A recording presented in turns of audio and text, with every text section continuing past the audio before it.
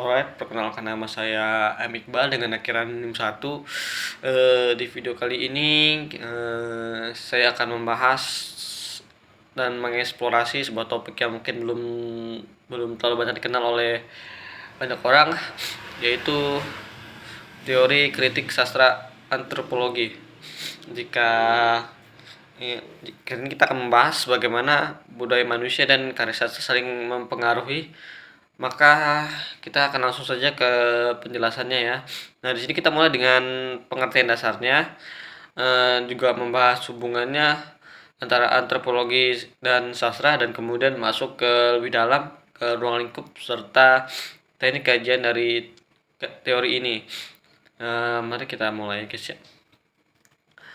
Pertama, mari kita mulai dengan pengertiannya. Di sini secara sederhana itu kritik sastra antropologi itu adalah pendekatan yang menganalisis karya sastra dengan menggunakan perspektif antropologi. Nah, antropologi itu sendiri adalah studi tentang manusia, budaya, tradisi dan nilai-nilai sosial. Jadi pendekatan ini memungkinkan kita untuk melihat karya sastra sebagai representasi dari kehidupan budaya masyarakat tertentu. Nah, istilah ini tuh terbagi menjadi dua, yaitu sastra antropologi dan antropologi sastra. Sastra antropologi itu merujuk pada karya sastra yang ditulis oleh ahli ahli antropologi ya, atau yang berkaitan dengan tema antropologi. Sementara itu antropologi sastra itu mengacu pada unsur-unsur antropologi yang ada pada karya sastra. Menurut Kutna Ratna, antropologi sastra itu bisa didefinisikan sebagai studi tentang bagaimana unsur-unsur antropologi seperti kebiasaan, tradisi, dan kepercayaan tercermin dalam sebuah karya sastra. Jadi, karya sastra ini bisa dianggap sebagai dokumen budaya yang menyimpan informasi tentang kehidupan dan pandangan dunia pada masyarakat. Nah, sekarang mari kita bahas hubungan antara antropologi dan sastra. Nah, hubungan ini nih adalah hubungan yang saling melengkapi. Menurut Ahmisa Putra, ada keterikatan timbal balik antara dua disiplin ilmu ini. Di satu sisi, antropologi itu membutuhkan sastra sebagai salah satu sumber data budaya. Di sini para ahli itu antropologi seringkali menggunakan karya sastra untuk mendapatkan wawasan tentang kebudayaan, tradisi, dan hidup masyarakat di masa lampau atau di tempat jauh. Sebaliknya, karya sastra juga itu mendapatkan manfaat dari antropologi. Dengan memahami konsep-konsep dasar antropologi, jadi kita dapat lebih memahami simbol-simbol, mitos, dan tradisi yang muncul dalam cerita. Misalnya itu dalam sebuah novel yang menggambarkan kehidupan suku tertentu ya. Nah, di sini pendekatan antropologi akan membantu kita untuk memahami konteks sosial dan budaya yang jauh lebih dalam dari karakter-karakternya. Dengan demikian, ini sastra dan antropologi itu dapat bekerjasama untuk membantu kita memahami dunia manusia. Nah, karya sastra itu memberi kita wawasan tentang budaya, sementara antropologi itu memberikan kita alat untuk menganalisis dan memahami karya tersebut dari sudut pandang yang lebih luas. Nah, ruang lingkup kajiannya itu, ruang lingkup kajian antropologi sastra itu sangat luas ya. Menurut Edri Sawara, ada beberapa aspek utama yang bisa dianalisis dalam kajian ini. Nah, pertama-tama adalah kebiasaan masa lalu yang bertahan dan tercermin dalam karya sastra. Misalnya itu kebiasaan-kebiasaan adat, ritual keagamaan, atau praktik sosial yang masih dipertahankan oleh masyarakat tertentu bisa menjadi fokus dalam kajian ini. Kedua, kajian ini juga mencakupi mencakup subkultur atau kepercayaan yang dimiliki oleh seorang penulis yang terpantul dalam karya sastra mereka. Misalnya itu seorang penulis yang berasal dari daerah tertentu mungkin akan memasukkan tradisi lokal dalam karyanya. Mungkin sehingga kajian antropologi ini bisa membantu kita untuk mempengaruhi budaya-budaya yang mereka dalam karya sastra tersebut. Selain itu, analisis antropologi juga diarahkan pada pembaca,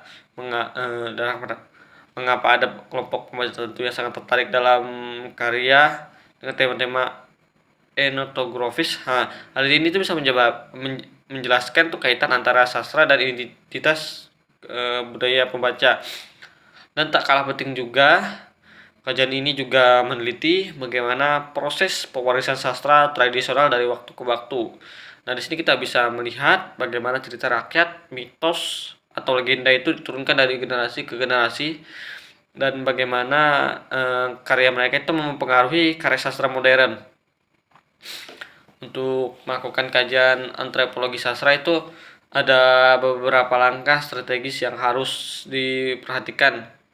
Nah, di sini itu pertama-tama kita harus memilih karya sastra yang banyak memuat unsur-unsur etnografis atau tradisi budaya.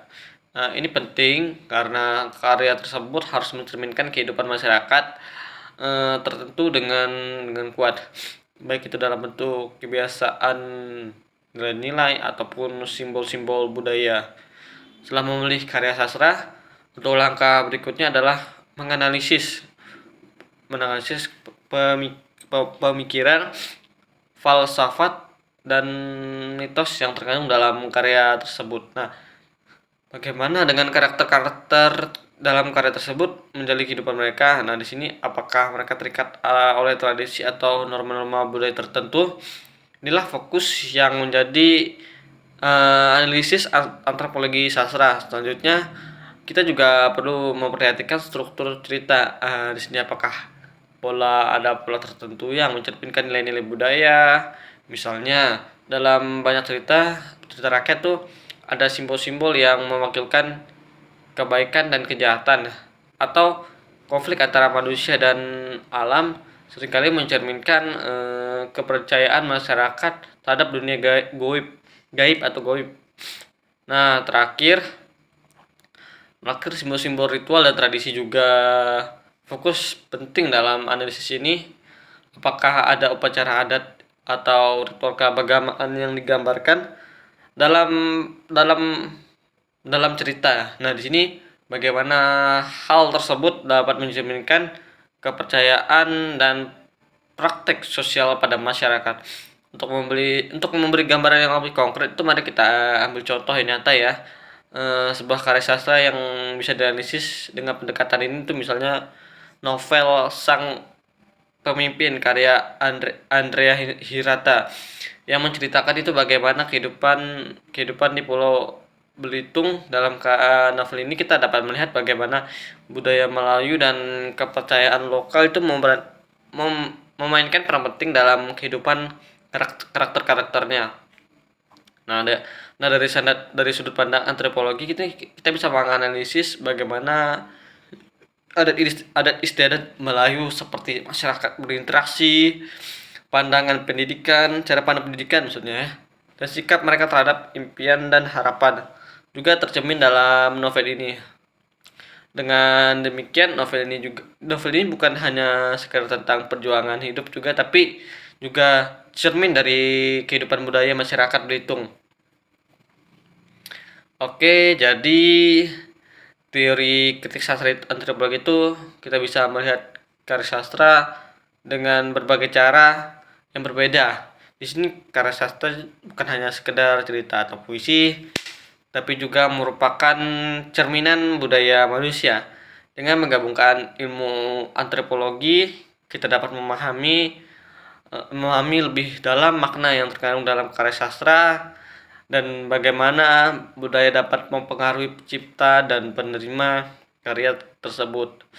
Oke, itu tadi penjelasan singkat saya tentang kritik sastra antropologi dan terima kasih.